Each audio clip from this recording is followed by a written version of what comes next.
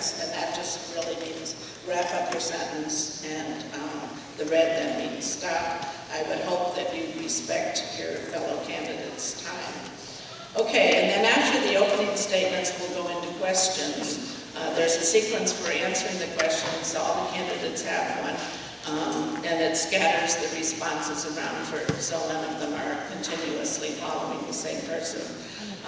And audience, as I understand it, when you came in, you were offered a card like this. I'd ask that if you have questions as we go on, that you write them out. If you've got a question, do this, and we've got young people in the back who will come down and pick it up from you. It'll go over to the table here where they'll gather them up, and they'll eventually make their way up here. And if you've got time, I will ask the question. I'm going to ask as many as we have time for.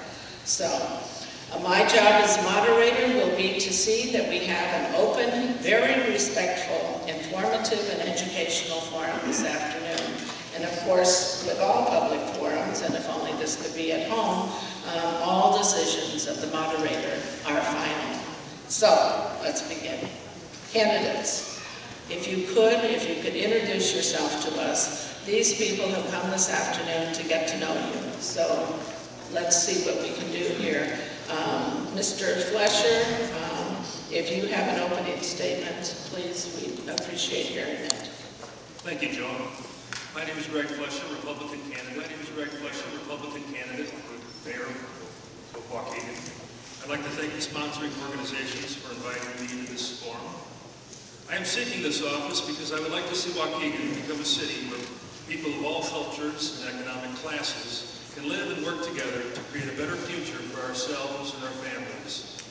As a small business owner who has worked on scores of construction projects throughout the region and collaborated with a wide variety of business professionals and homeowners, I believe I bring a unique perspective to the challenges facing our city. I would improve the business climate by supporting a master plan that allows our current industry to remain on the lakefront, partner with Mark Kirk and other leaders to clean up our harbor, attract alternative electrical generation facilities to the Johns Mansville site, improve our mass transportation system, and attract new business to utilize the vacant buildings throughout our city. Like many of you, I'm concerned about our future, tax increases, company layoffs, home foreclosure, a general consensus that our incomes are declining, while costs of living are increasing. We are anxious and frustrated. I am convinced that the solutions to these problems are going to require all of us to make kinds of hard choices that we often avoid.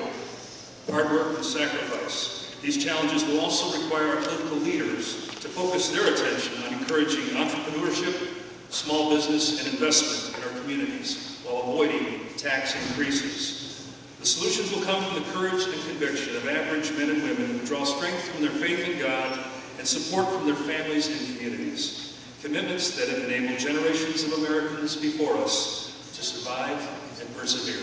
Thank you. Thank you, Mr. Flesher. Mr. Sabanchin, please. Mankind will never see an end of trouble until lovers of wisdom come to hold political power, or the holders of power become lovers of wisdom. My name is Robert Sabanchin, and I am the independent candidate for mayor of Waukegan. The quote I just read comes from an ancient text by a writer named Plato. It's called The Republic. I chose that quote because I feel that it speaks clearly to the current political climate in Waukegan. It is easy for men who crave power to get elected. They will do anything and say anything, and hence recognize no barriers to the fulfillment of their request.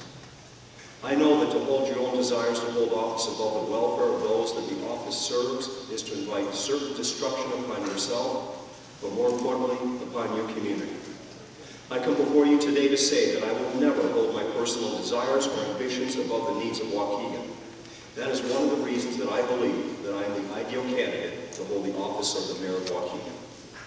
I believe that our community, once the great blue-collar producer of iron, steel, coal, and machines, can once again lift itself up to new heights of success and respect. We are a community of diverse languages, religions, colors of skin, and ideas. We are a community that has struggled to reinvent itself. to be reborn as a city filled with success and respect. Like anyone in any town across the United States, we want to be held in awe and esteem by those who know us from without as well as from within. That they will listen to us, that they will respect us. I will do that. I will listen. I will not demean those who disagree with me. I will not mislead those who look to me for leadership. I will not use my power to enhance the interests of the few over the needs of the many. I will respect my communities. Well, I have two children. A son is 13 and a daughter 10. They both attended Clark Elementary School. My son's currently in Abbott Middle School, getting ready to attend high school this coming fall. And we've been very happy with the administration and the teachers that we've had. The facilities, like the one we're sitting in today, are a bit dated and need some love and attention. Obviously, we need some more revenue to achieve those goals. Business and attracting new business and new industry is going to be a vital part of maintaining the type of education that we grew up with and that we benefited from.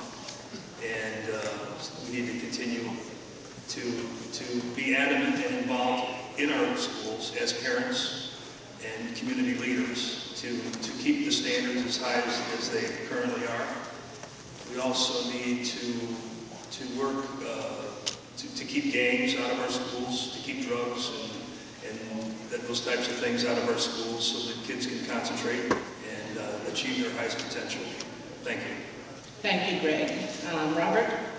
Well, as Greg addressed, it's all about building a tax base. That's where the schools get the majority of their money from, and we have to realize that. What's happened in Waukegan over the last 8 to 10 years has been a reliance on home building to build that tax base up. And I think we need to move away from that. We need to move into an industrial phase of the development of Waukegan. We need to bring commercial and retail development to this community. One of our big problems is one of our potentially largest money earners, which is Fountain Square, is not in our school district. And one thing that the mayor has to be willing to do is partner with the school district to make an effort to bring that into District 60. There are millions of dollars of tax revenue available out there. They're going to other school districts right now, benefiting children who do not live in Waukegan. We need to try to recapture that.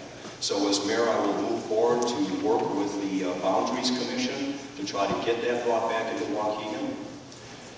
We need to, again, as I said, to move forward with an industrial base, a commercial base in the city. One of the areas where we really could focus on that would be our lakefront. We have a harbor that can serve large shipping craft. We have rail down there. We should be able to attract new industry, light, non-polluting industry to that area to help bring a good tax base.